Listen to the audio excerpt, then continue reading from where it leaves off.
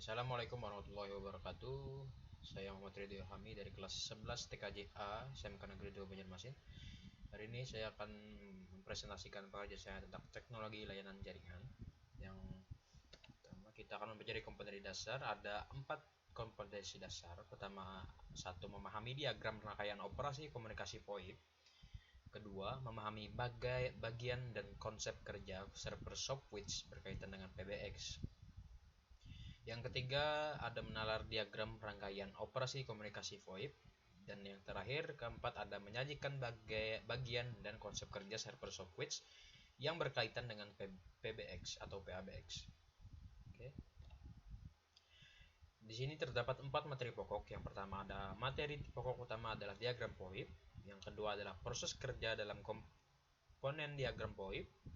Yang ketiga ada pengertian dari PABX. Yang keempat ada proses kerja PBX server switch. Oke, kita ke pembahasan pertama, yaitu ada Voice over Internet Protocol atau VoIP. Nah, apakah itu VoIP? Dalam menggunakan sebuah metode VoIP adalah dalam menggunakan sebuah metode komunikasi elektronik maupun jaringan, tentu saja terdapat keuntungan dan kelemahan dalam melakukannya. Berikut ini contoh keuntungan menggunakan VoIP dan kerugian menggunakan VoIP. Kali ini kita akan menjelaskan keuntungan dan kelemahan dari VoIP itu sendiri. Untuk keuntungan VoIP, yang pertama adalah biaya lebih rendah untuk sambungan langsung jarak jauh. Penekanan utama dari VoIP adalah biaya. Dengan dua lokasi yang terhubung dengan internet, maka biaya percakapan menjadi sangat rendah. Yang kedua ada memanfaatkan infrastruktur jaringan data yang sudah ada untuk suara, berguna jika perusahaan sudah mempunyai jaringan. Jika kamu memungkinkan jaringan yang ada bisa dibangun jaringan VoIP dengan mudah. Tidak diperlukan tambahan biaya bulanan untuk penambahan komunikasi suara. Keuntungan ketiga yaitu ada penggunaan bandwidth yang lebih kecil daripada telepon biasa. Dengan majunya teknologi, penggunaan bandwidth untuk voice sekarang ini menjadi sangat kecil. Teknik pemanfaatan data memungkinkan suara hanya membutuhkan sekitar 8 KB per second bandwidth. Untuk kelemahannya sendiri ada satu, kualitas suara tidak sejenis jaringan PSTN. Merupakan efek dari kompresi suara atau suara itu diperkecil atau dipertekan dengan bandwidth kecil, maka akan ada penurunan kualitas suara dibandingkan jaringan PSTN konvensional. Namun, jika koneksi internet yang digunakan adalah koneksi internet pita lebar atau broadband seperti Telkom Speedy, maka kualitas suara akan jernih, bahkan lebih jernih dari sambungan Telkom dan tidak terputus-putus. Yang kedua, ada jeda dalam berkomunikasi. Proses perubahan data menjadi suara, jeda jaringan membuat adanya jeda dalam komunikasi dengan menggunakan VoIP. Kecuali jika menggunakan koneksi broadband atau kita lihat pada sambungan Telkom Speedy dan semacamnya. Ketiga, ada regulasi dari pemerintah Republik Indonesia membatasi penggunaan untuk disambungkan ke jaringan milik Telkom atau dibatasi penggunaan bandwidth dari broadband milik Telkom tersendiri. Yang kedua ada data yang ditransmisikan VoIP. Oke, di sini terdapat 4 ya yang data yang ditransmisikan oleh VoIP. Yang pertama ada IP header VoIP. IP header VoIP berfungsi menyimpan informasi routing untuk mengirimkan paket-paket ke tujuan. Pada tiap header IP disertakan tipe layanan atau TOS (Type of Service) yang memungkinkan paket tertentu seperti paket suara diperlakukan berbeda dengan paket yang non-real time. Yang kedua ada RTP VoIP, dibuat untuk mengirimkan multimedia audio, video yang dikodekan dan dikemas dalam paket informasi pada jaringan IP dalam kerangka waktu yang ketat. Yang ketiga ada UDP VoIP. UDP VoIP digunakan untuk situasi yang tidak mementingkan mekanisme reliabilitas. UDP digunakan pada VoIP pada pengiriman audio streaming yang berlangsung terus-menerus dan lebih mementingkan kecepatan pengiriman data agar tiba di tujuan tanpa memperhatikan adanya paket yang hilang, walaupun mencapai 50% dari jumlah paket yang dikirimkan. Yang keempat ada link header VoIP. Link header adalah jalur penyambung jaringan lain dengan jaringan VoIP. Link header biasanya tergantung pada media yang digunakan seperti PPP 6 byte. Selanjutnya ada karakteristik VoIP. Yang mempengaruhi kualitas koneksi VoIP yaitu ada satu latensi. Latensi adalah waktu yang dibutuhkan dari data asal sampai tujuan dengan diukur dalam satuan milidetik. Istilah mudahnya adalah delay atau penundaan. Yang kedua ada real latency. Real latency berhubungan dengan fisikal jaringan dan karakteristik penyambungan dari media pengangkutnya, seperti pensinyalan elektriknya dan clocked speed. Yang ketiga ada remembered latency. Remembered latency adalah latensi yang diingatkan atau dibatasi dalam pemakaiannya. Yang keempat ada induced latency. Induced latency adalah delay yang terjadi akibat delay antrian pada peralatan jaringan, misalnya Ethernet card router. Di sini ada contoh dari kabel PABX atau kabel telepon yang bisa digunakan VoIP pada jaringan telepon, biasanya digunakan di gedung-gedung perusahaan, perkantoran, dan semacamnya. Kabel PABX itu sejenis kabel Qualtek, kurang lebih seperti itulah. Selanjutnya ada delay. Apa itu delay? Dalam jaringan VoIP, delay merupakan suatu permasalahan yang harus diperhitungkan karena bagus tidaknya suara tergantung dari waktu delay. Besarnya delay maksimum yang direkomendasikan oleh ITU adalah aplikasi suara adalah 150 ms, sedangkan delay maksimum dengan kualitas suara yang masih dapat diterima pengguna adalah 250 ms. Delay pun memiliki jenis-jenisnya. Jenis-jenis delay ada sekitar 6. Yang pertama ada propagation delay. Delay ini dibutuhkan oleh perangkat jaringan dalam melihat rute, mengubah header, dan tugas switching lainnya. Yang kedua ada packaging delay. Delay yang dibutuhkan untuk proses pembentukan paket IP dan informasi user. Delay ini hanya terjadi sekali saja, yaitu di source informasi. Yang ketiga ada processing delay. Delay ini dibutuhkan oleh perangkat jaringan dalam melihat rute, mengubah header, dan tugas switching lainnya.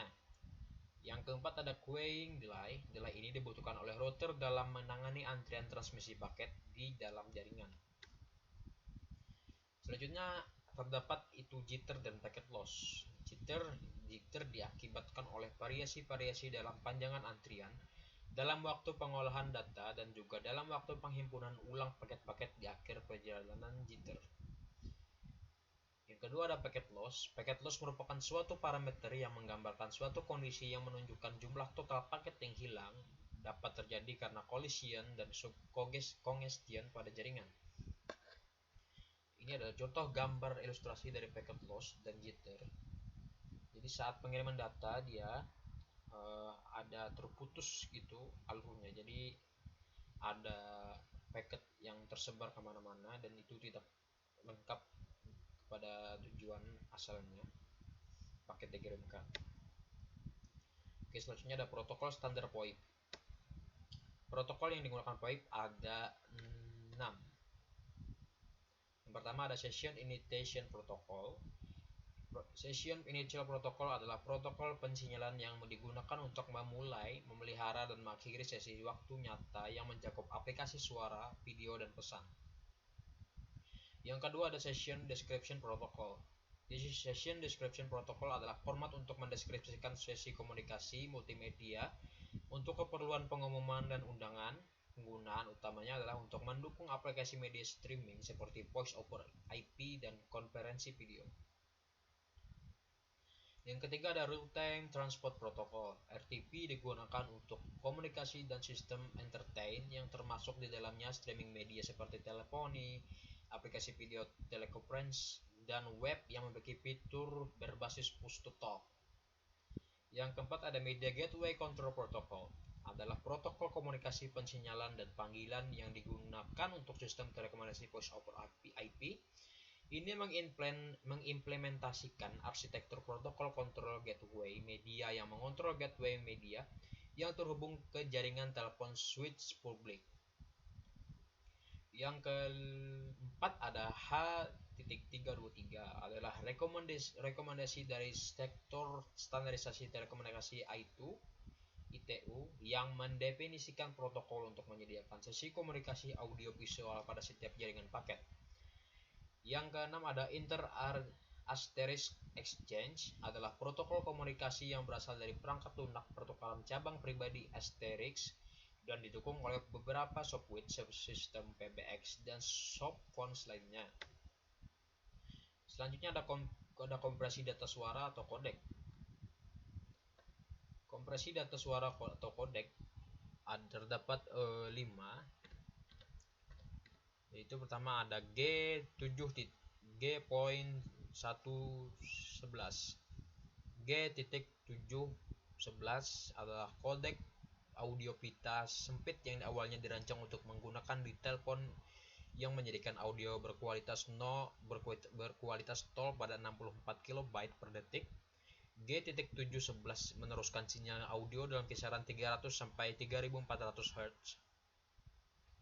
Yang kedua ada G723.1 adalah kodek audio untuk suara yang memanfaatkan audio suara dalam bingkai 30 ms. Tampilan algoritmik berdurasi 7,5 ms, berarti total keterlambatan algoritma adalah 37,5 ms. Yang ketiga adalah G728, adalah standar ITU-T untuk pengkodean ucapan yang beroperasi pada 16 KB per detik. Secara resmi dijelaskan sebagai coding of speech pada 16 KB per second menggunakan prediksi linear teraktrisasi kode penundaan rendah. Yang keempat ada G726, adalah standar kodek ucapan ITU-T ADPCM yang mencakup transmisi suara dengan kecepatan 16, 24, 32, dan 40 KB per second. Itu diperkenalkan untuk menggantikan kedua G721 yang mencakup ADPCM pada 32 KB per second dan G723. Selanjutnya ada G729, adalah algoritma kompresi data audio pita sempit berbasis vocoder bebas royalti yang menggunakan panjang bingkai 10 milidetik. Ini secara resmi digambarkan sebagai coding of speech pada 8 KB per second menggunakan pengkodean pidato prediksi linear kode terekstristasi yang diperkenalkan pada tahun 1996. Selanjutnya ada arsitektur jaringan softwidth. Arsitektur jaringan softwidth ada 4, yaitu satu ada transport plane. Transport plane berfungsi sebagai pembawa pesan di sepanjang jaringan VoIP seperti pengiriman pesan, pensinyalan dalam panggilan, pembangunan hubungan media dalam panggilan, untuk menyediakan transportasi untuk pengiriman media. Yang kedua ada call control and signaling, berfungsi sebagai pengendali sebagian besar elemen pada jaringan VoIP. Khususnya transport plane ini menggunakan fungsi kontrol panggilan berdasarkan pesan pensinyalan yang diterima dari transport plane. Yang ketiga ada management plane, memberikan fungsi untuk operation support system atau OSS, yaitu penyedia layanan pelanggan dan layanan baru, pendukung sistem operasi, sistem billing, dan pemeliharaan jaringan. Yang keempat ada service dan application protocol.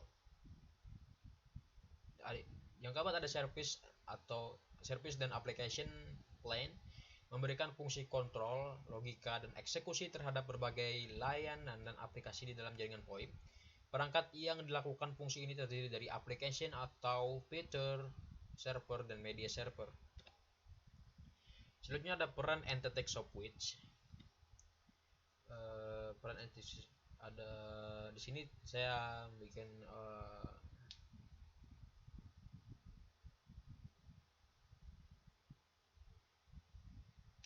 pertama ada Media Gateway Control Function. Media Gateway Control Function atau MGCF adalah menyediakan logika panggilan dan penyesuaian untuk kontrol panggilan pada suatu atau lebih media gateway. Yang kedua ada Call Agent Function dan Interworking Function Call, merupakan subset dari MGCFA. MGCF CAF berfungsi pada saat MGCF menangani kontrol panggilan dan memelihara kondisi panggilan, sedangkan IWF berfungsi pada saat MGCF melakukan interaksi pensinyalan dengan jaringan yang menggunakan protokol berbeda. Ketiga ada routing function atau RF dan accounting function, menyediakan informasi routing panggilan untuk MGCF, sedangkan AF mengumpulkan informasi accounting panggilan untuk tujuan billing AF. juga mempunyai peran yang lebih luas, yaitu melakukan fungsi authentication, authorization, dan accounting functionally dalam remote access network. Yang keempat adalah SIP Proxy Server Function, SIP Proxy Server Function atau SPSF. Kebanyakan implementasi dari RF dan AF adalah berupa SIP Proxy Server, oleh karena itu ISC mengakui pemisahan SPSF.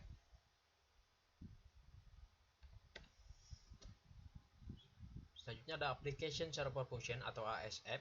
Application Server Function ASF merupakan entitas pengeksekusi aplikasi. Peran utama ASF adalah untuk menyediakan logika layanan dan eksekusi untuk beberapa aplikasi dan layanan. Yang kedua ada Media Gateway Function atau MGF. Media Gateway Function atau MGF menjembatani jaringan IP dengan endpoint access atau jaringan trunk. Misalnya MGF dapat menyediakan gateway antara jaringan IP dari jaringan sirkuit seperti IP ke PSTN, atau antara dua jaringan paket seperti IP ke 3G atau ATM. Peran utama MGF adalah untuk transportasi media dari suatu format ke format lain yang sesuai. Yang ketiga ada Signaling Gateway Function atau SGF dan Access Gateway Signaling Function.